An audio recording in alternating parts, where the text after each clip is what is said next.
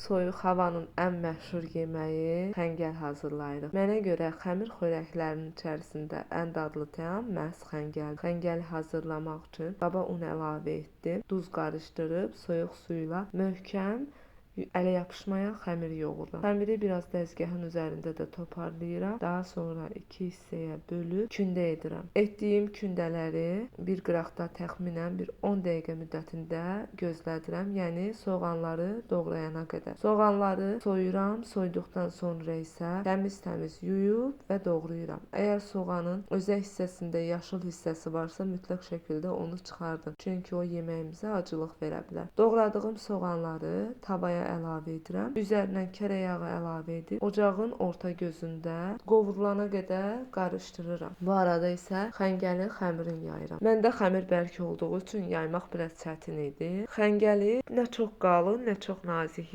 yaymırıq.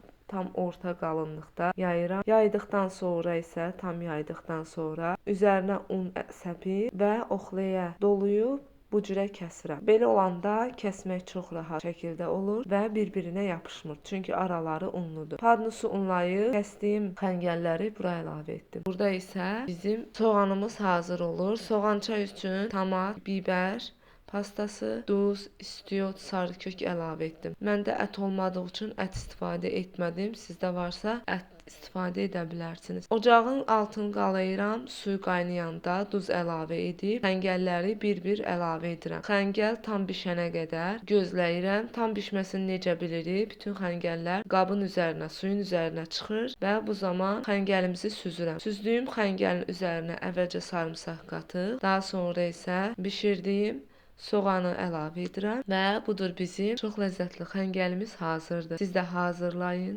Əminəm ki, çox bəyənəcəksiniz. Həqiqətən də evdə özünüzün yaydığınız xəngəlin dadını heç bir xəngəl verə bilməz. Çünki satın alma xəngəllər çox qalın olur və dadı bu dadlarda heç yarışa girə bilməz, heç müqayisə belə edilməz. Siz də hazırlayın. Əminəm ki, çox bəyənəcəksiniz. İzlədiyiniz üçün təşəkkür edirəm. Hələ də kanala abunə deyilsə, kanala like atıb abunə olmağı unutmayın.